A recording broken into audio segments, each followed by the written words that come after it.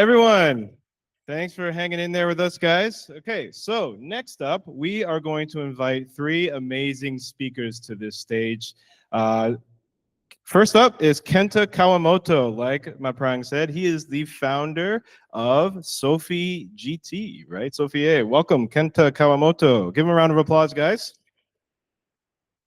Then next up, we're going to have Max Frenzel, who is the CTPO of Track Titan, a company that is building AI-enabled coaching for racing drivers. Max, welcome. Thank you so much. And then we have a real racing driver with us today, guys. His name is Ukyo Sasahara. He is a Red Bull racing driver from the Super GT and GT Formula Race Series here in Japan. Welcome, welcome. Let's get these guys some microphones. Yes. All right. Excellent, guys. So how this is going to work in this session, I will speak to one speaker and dive a little bit deeper and then move on to the next speaker, and then we'll do cross-panel discussion, okay? So first up, we're going to speak with Kenta-san, okay? So GT Sophy beat the best human drivers in GT racing. Walk us through that moment, what that moment meant to you, not as a technical milestone, but as a statement about where AI is. Thank you. So hear me? Okay. So thank you for the question. The key moment for me is that it's not that it achieved superhuman, but that it is that watching how it achieves that. Because the way AI solves the problem is quite different from what humans do. So during the training, the AI would take actions, some really stupid actions which human driver would never consider, like suddenly reverse gear at the top speed or those kind of every stupid thing. And the AI doesn't care about failures. It just tries everything, and from both success and failure, it learns. It just continue to improve itself. So that's really a different thing. So that's and finally it achieves superhuman, some really optimal things. So that's the current state where AI is. That's a little scary, isn't it? Throwing in reverse, going top speed. That's crazy because there's nobody driving it, right? It feels like it can do whatever it wants, right? So that's a little scary. So when Sophy was learning to drive, you know, was there anything that it figured it out that your team hadn't anticipated? Well, as a really high level, meta level, there's no surprise because we know that AI will find something that surprises us. So, but if you look at every actions for some solutions, there are some, of course, some surprise. Just an example, I already told you about the stupid things. So not this time, not stupid some, but clever things. For example, first, we just try to let it run fast and complete the lap as fast as possible. We didn't forbid wall hitting because we thought that, okay, if the car hits the wall, it will spin out and it will lose time. But actually, GT Sophy finds really good timing and speed and angle to hit the wall to quickly turn the vehicle to the right position and makes a really fast lap. So we need to change the rule. Of course, it's a common sense, but we need to say that you shouldn't do that. So we need to follow the. Yeah, I mean, racing is very dynamic. You know, in the moment there might be something that you have to, have that human instinct to be able to, get out the way or something like that, right? So an AI is just going off data, so it's like, it has to do things that you tell it to do. There's a difference between a machine that beats a human and one that understands what it's doing, right? Where does Sophy sit on that line? Well, I think Sophy is in a interesting position. So it depends. Of course, to me, it understands everything because actually it can fast control very well in every situation. So without any understanding, it cannot do that, of course. But at the same time, the way it solves the problems, it sees the situation, it's completely different from humans. So in that sense, I'm not so sure. It understands the things just the same way as we see. Excellent, excellent. Thank you so much. So I want to end on this last question here. So if you had to predict which human domain gets its GT Sophy moment next, where AI clearly operates at or above elite human level, what would that look like? Well, I think eventually it will come in every domain and at a different speed, of course, but it will come. But if I need to pick a pattern and not domain, then it's the most complex domain. So the way AI solves the complexity, that's totally different. And in human case, we cannot handle complex situations. So there's a word say divide and conquer or something. So we need to divide and simplify things and make solutions and step by step. That's the way we do. And we are limited to that. AI doesn't have that constraints. So in a domain that's really complex and our approach is limited, in that domain, AI will dominate human. That's my prediction. Thank you so much for your answers. Now I want to switch gears, okay, and talk to Max over here, okay? So Max, Track Titan sits between the AI and the driver. Describe that position. What does it actually look like when a driver opens your platform after a session?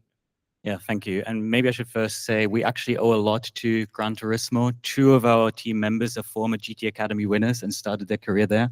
So thanks a lot for that. At the core right now, we're an AI coaching platform for racing drivers, focusing on sim, but also having real world ambitions there. And the way it works is while you're driving the sim, and we're supporting a lot of different titles from the F1 games on the more casual end to iRacing and AC on the more kind of hardcore simulation end. We record your data, we record your telemetry, and after the session, you come to our app and we give you an analysis of the laps you drove. We tell you kind of where you lost time and also why you lost time. And that's really the important part, right? We don't only show you the data and tell you, hey, here in this corner, at this point, you lost time, but we tell you exactly what was the mistake you made and how can you next time improve that. We're also working on real-time coaching. So while you're in the sim, we have an overlay where you can compare yourself to a reference lap of like a different driver, which we choose dynamically based on a lot of different conditions on your skill level. And this is actually a really interesting piece, which we might go into a little bit as well. The real-time coaching is very challenging because giving the right advice is not the only thing that matters. You have to figure out a lot of different things like the right timing. Does the driver have the cognitive capacity at the moment? Like if you watch F1, you often hear like drivers complaining to their race engineers, leave me alone, I can't focus on that right now, I need to focus. So there's also actually these different pieces, right? Getting the right kind of advice and giving this to the right driver in the right way at the right time. Yeah, it sounds very, very complex.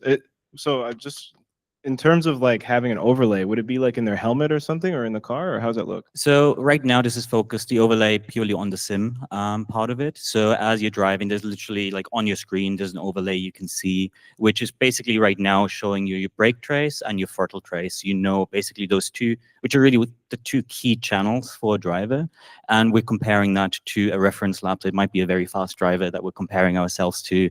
So especially as you're getting used to a new track, for example, you see, okay, what's the right braking point? And you can immediately see, oh, I brake too late, or I brake too early in this, or kind of how do I apply the throttle out of that corner correctly, those kind of things. I see, I see. All right, excellent. So where do drivers accept the feedback most readily, and where do they push back and ignore it? Because I assume that, you know, the driver feels like they know the car well, right? They know the track well. So where do they push back on the AI? It's a really interesting question. It kind of gets maybe to the core of like the difficulty of what we're doing. Kind of like I mentioned already earlier, you have to adjust your feedback to the driver. You have to match their skill level.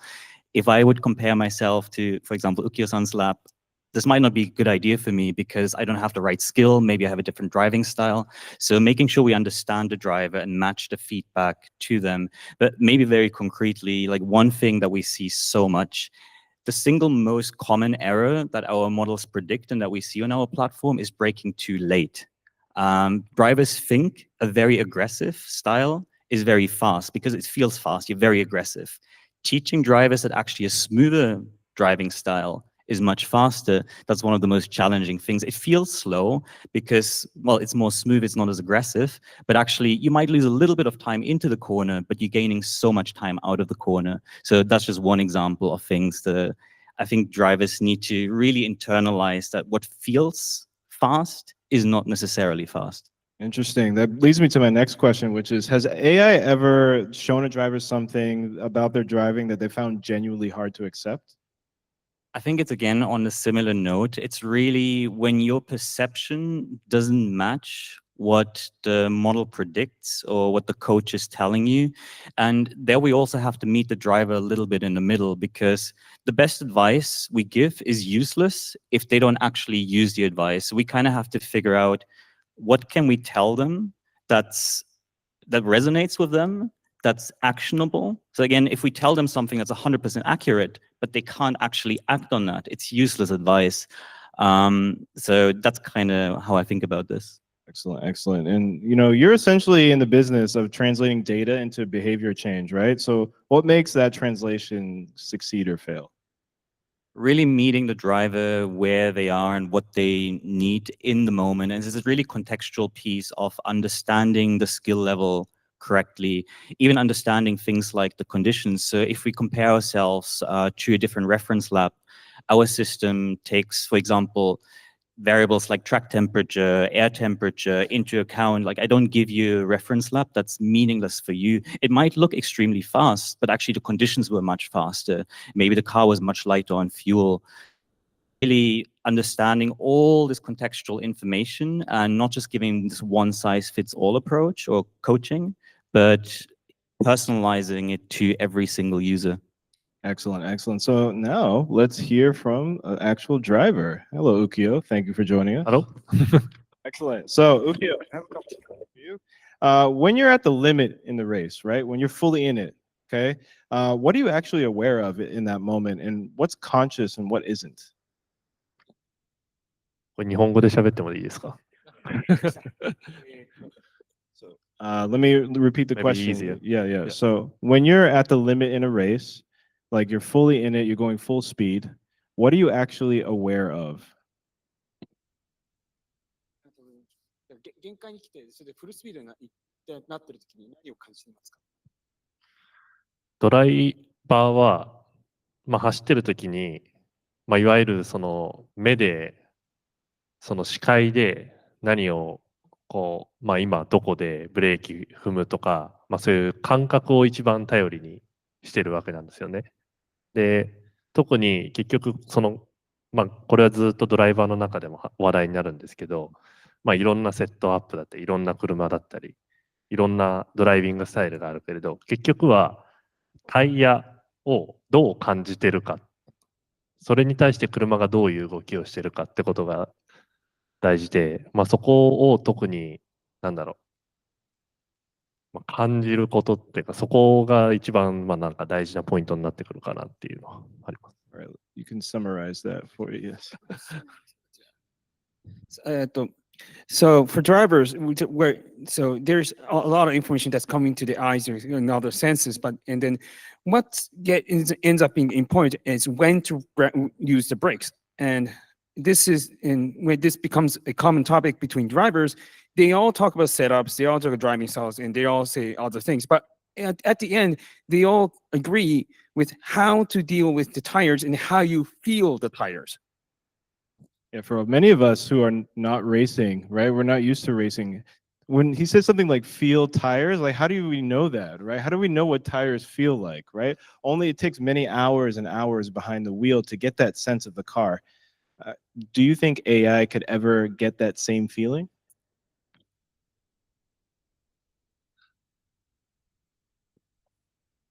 難しいですね。でも、いろんなタイプのドライバーがいて、いろんなその表現の仕方が違うんですよ、人によって。ドライバーって。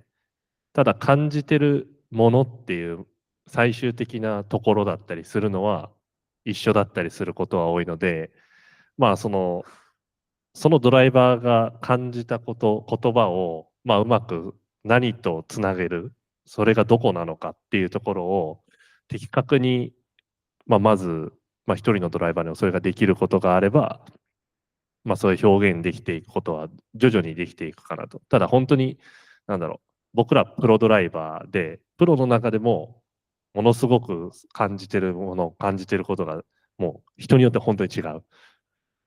で、最近では、例えば、こう、なんだろうな、企業の、まあ、社長さんとか会長さんみたいな、すごくこう優秀なトップの方がこう趣味として車のレースを始めたり、ドライビングをもっと上手くなりたいっていうことをやってて、その方たちの表現を聞いて、そう自分たちはいつもそのコーチングとかそういう役割をするんですけど、すごくそこって難しいなというか、結局その彼らが感じてることをどう自分たちもつなげるかっていうことがいつも苦戦してて、そこがまあなんか今後の課題になってくるかなっていうのは思います。You can summarize that. So this is a difficult question. He already said that, and there are various drivers, and there are various ways to say this. But in the end, most of the time they feel the same. But the problem becomes how to express this and how to understand what the other person is trying to express. And so professional drivers will use various different ways of saying this. And for him, there's this recent experience that where many CEOs of companies start driving as a hobby, and they start asking for professional drivers to teach them how to drive faster. And then there's that moment of understanding what the other person is saying and trying to turn that into expression that the driver can actually explain to these CEOs is always difficult. So the AI thing is going to be the same sort of difficulty at the end of the day. It's going to be really hard to explain what that feeling feels like, right? Yeah, it's really, really hard, right? Okay, so I have a couple more questions for you, Ukyo. When someone shows you data about your lap time afterwards, does it match what you remember feeling? And where does it kind of split? Yeah. うーん For example, it could be lap time, could be, sector times, it could be braking, right? When you see that data, does it feel like it's true or does it feel different? Yeah. まあ本当にそれが同じコンディションとか全て同条件であったら、なんだろうな、まあ理解できるというか自分たちも。まあ特にさっきAI はやっぱり多分その状況下でこれを設定した時には、これが一番最速であるって出すのは、ドライバーよりも間違いなく早いと思うんですよ。すぐ、まあそれを表現できる。けど、実際、現実に起きてることっていうのは、常に状況は刻々と変化してて、例えばさっきの1コーナー、100メーターでブレーキ踏みました。ここでハンドル切りました。ここでアクセル踏みましたってことが、このコンディションだから言えるけど、じゃあ次の周回行った時に、同じサーキット上に40代、50代違う車が走ってて、同じようなコンディションになってるかっていうと、そうではないんですよね。だからそこの状況にアダプトして、結局そこで、まあ、なんだろうな、その状況下に合わせてどうやって速く走ってるかっていうのはドライバー常にやってることなので、たまにそこで、まあ、なんだろうな、そのデータを見たときに、ここはちょっと違うかなとか、ここは現実今ここで起きてる限界値ってここだよねっていうところは、まあ、いくつかあるかなっていうのは思います。So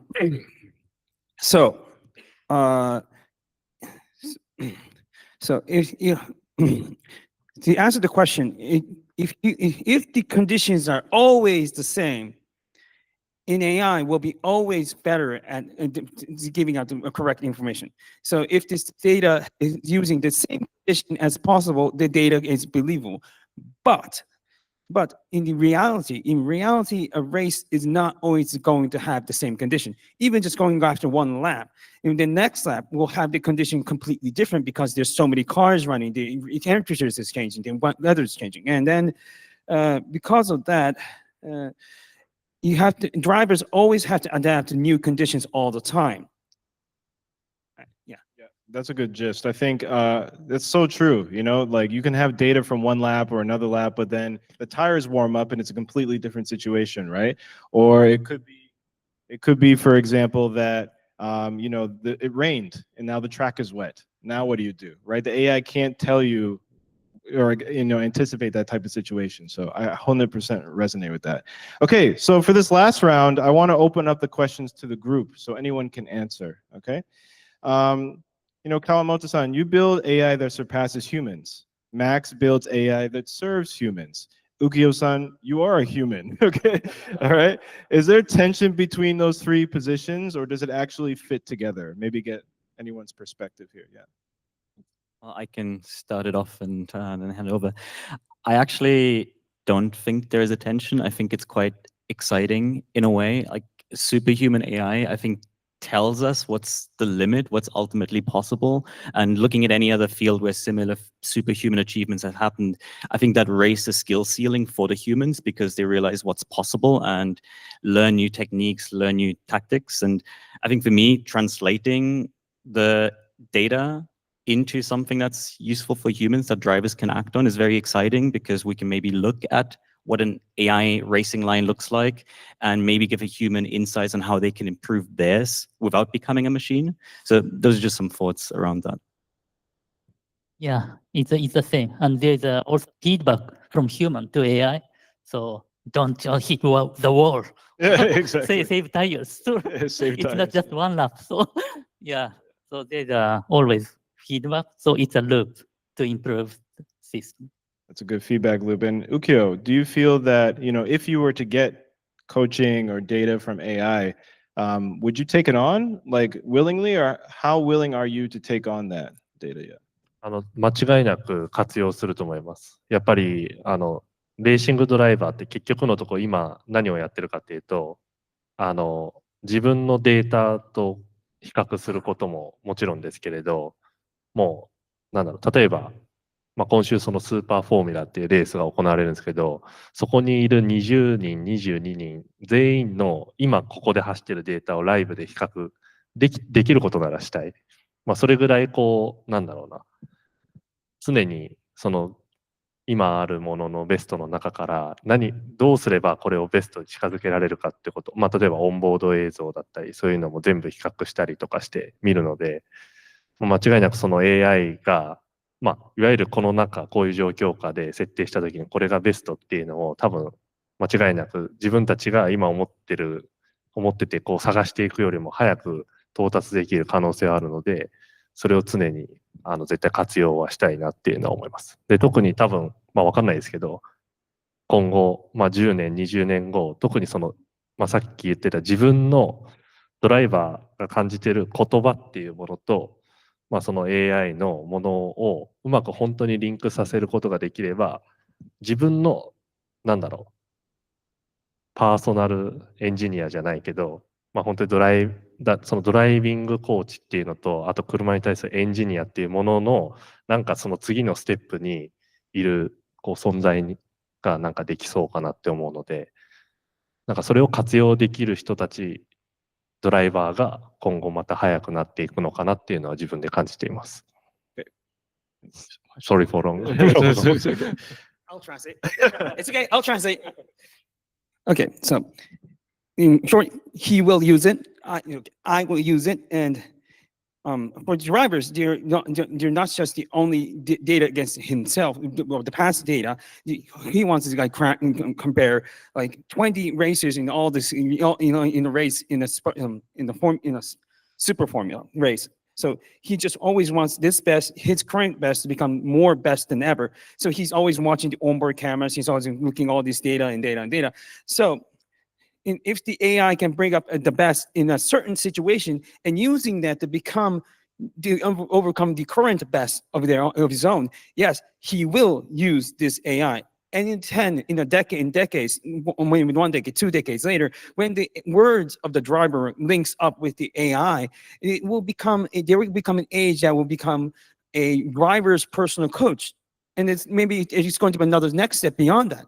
So as a driver, he thinks that the next generation driver that is going to be very fast is going to be a driver that uses. Wow, that's surprising, actually, because we figure it's something that is intuitive to a driver, right? But he's actually saying that, drivers that use AI to, prepare will actually be in a better shape than ones that don't. So that kind of translates to other fields that we're all in, right? People who don't use AI are going to be replaced by people who do use AI. Just a quick question before we get to some more of these. Do you think you'll ever race against like a non-human driver on the track ever? Is that possible in your mind? Do you think that? どうなんだ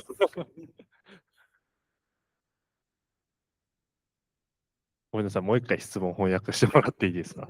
質問ですか。はい。質問の方は、いずれ AI とトラック上で物理的にレースすることがいずれ来るであろう。AI ですね、人間じゃないドライバー。いずれかは来ると思います。現に実際、AI で、本当にドライバー乗せないで、ドライバーなしのレースで行われているレースは実際にもうすでにあって、それが本当にその人間が走ったラップと AI が走ったラップ、本当に実際のサーキットと同じ車でやったときに、どんどん差が少なくなってて、ちゃんと速く走れてとかできてることはあるので、そこはもう割と近い将来できる可能性はあるかなと思ってます。ただそれが面白いかどうかはわからないです。So he says that day will come someday, but already there are races with AIs that there's no drivers, so those AI only races. And as the technology is developing on the circuit, there is less and less and less differences between humans and AI. But so it will come in the very near future. That's how he believes. With one caveat, would that be fun? Definitely not, right? Definitely not. What do you guys think about that? Do you ever see, because GT Sophy, for example, is beating people in Gran Turismo, the most realistic racing simulator out there, right? Do you see a point where, we're racing against AIs at all or anything like that? Maybe a bunch of Tesla robocabs, on a track or something like that? What do you think? Well, technically, yeah, the day will come quite soon. For business or fun, it's hard to tell. Right. For Maybe. business case, there's really no business case for it, right? All right, so let's end on this session. I want you to think about the motorsports industry 5 years from now. Okay. What's the thing you're most uncertain of? Not afraid of, but just genuinely you don't know the answer to. Let's start with Max. Yeah. It's a really difficult question, and I don't really have a good answer for the motorsport industry specifically. I mean, as someone leading a startup, as startup executive, I think a lot about org design, how teams work together, like what engineers will be doing, all these kind of things. That's kind of what I have most uncertainty about. Maybe what I'm curious about in this bigger AI coaching space or kind of how AI interacts with humans is the biological level. Like right now, we're not integrating any of biosensors, for example, into that. Can we understand the stress levels of a driver? And maybe we give them advice when they're sort of in the right cognitive state, when they have the right cognitive load to actually be perceptible to that. That's just something that comes to mind that I'm more curious and excited than uncertain about. I'm sure it will come. I don't know when or how, but yeah. Okay. Excellent. Kenta? Well, yeah, just the same. I'm not really familiar with motorsport itself, so I cannot tell specifically what's motorsport in 5 years, but more in broader, maybe AI side or something.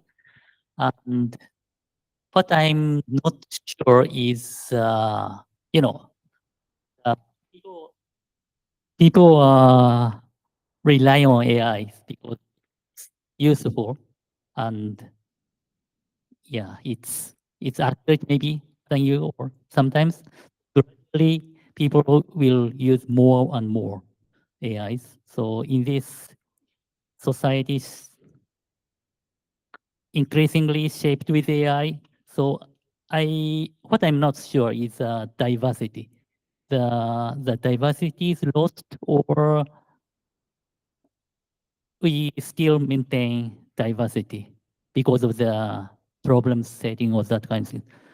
Why diversity matters? So I am working on AI, and it's basically optimization. And there's a lot of situations that unexpected situations, even optimal in those situations. Robustness is important. Robustness comes from diversity. So if diversity is lost, the solution can be optimal at this really moment, but really poor. And I don't want to see the human society be in that trap. So that's what I'm not so sure.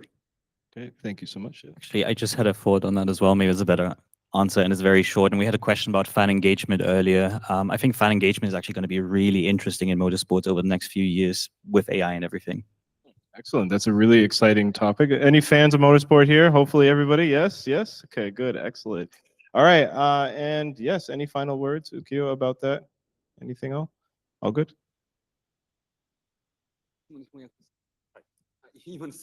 いや、今だからなんかもう付け加えることは今いろいろ。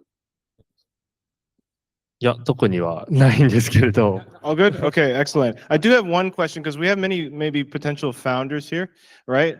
So one question from me before I get to the audience is, what is a glaring problem that any startup founder here could be solving in motorsports or AI coaching or something like that? Anyone? Any ideas? I think it's a huge space. There's a lot of interesting problems to be solved. Fan engagement, I just mentioned, I think that's a huge, huge space that's currently wide open. How you engage with motorsport in general. I mean, we as a company, ultimately, we want to be the operating system for motorsport and build almost a Strava for motorsports. This whole community aspect, I think, is very, very interesting. The whole career progression, like track days, amateur motorsports, it's huge, but most people don't know about it and don't know how to get into it. So that's another huge area. I think that's very interesting, how to break into motorsport in the first place. Those are just some random ideas. Yeah, it seems like a very closed off network, right? You have to have the right relationships in order to get it. That's why what Matt Prang is doing is very interesting, and we'll hear from her next. But anything on your side in terms of technology? Any problems that you have that a founder maybe could solve? Well, understanding the player, I mean, in case of Turismo, so GT Sophy is not designed only for a single user at the moment, but there is potential desire for that, of course. Ukyo-san said that he wants to have some personalized AI. So understanding human user, that's also difficult. I mean, translate to a problem setting that AI can understand and solve. So that part, what kind of data to collect and how to formulate that, that's a space, I guess. So collecting data from drivers so that you can improve your models to help them out. Excellent, good. Okay, let's open up questions from the audience. Yes, can somebody, my prank, can you help me? Yes.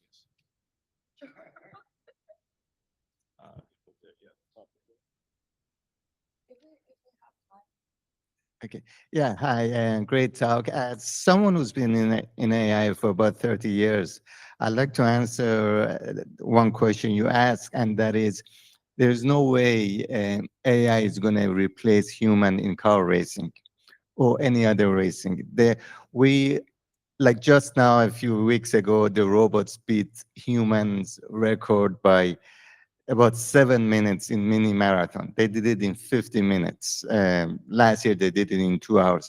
We are not going to stop running. We're not going to stop marathon. It will never be replaced. We're going to be together, hybrid. As long when a robot or AI is a challenge to human, we're going to compete. Once they're way better than us, well, you guys do your thing, we're going to do our thing. Computer chess beat human decades ago. All the chess tournaments are there. We stand zero chance against computers. I mean, against computer playing chess, but we all competing. So I can guarantee you, it's no challenge to human. We are not going to be replaced. We're going to be together, working together. Thank you so much.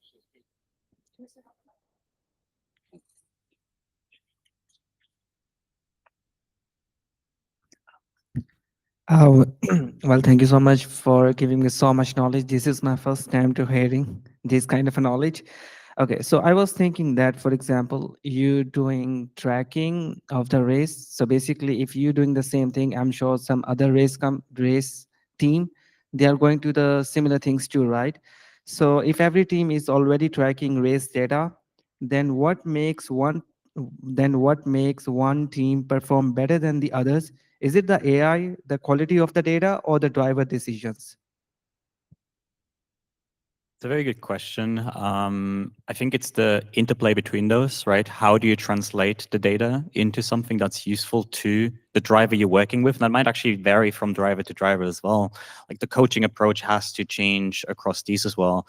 Personally speaking, for us, what is very interesting, we collect data across different simulations, across different drivers, across different teams. Our users are currently recording around 150,000 laps per day. That's 1 million kilometers of racing data we get every single day. So from our perspective, we have the breadth, right? Like ideally, so there's not a single team. Can we provide services to these that can translate across these? But yeah, maybe more to your question, I really think it's the in-between. It's not just the data, it's not just the driver, it's how you translate this to make it actionable to the driver. Awesome, guys. Thank you so much for your insightful comments. And yes, that's it for this session. So give them a round of applause, everyone. Thank you so much.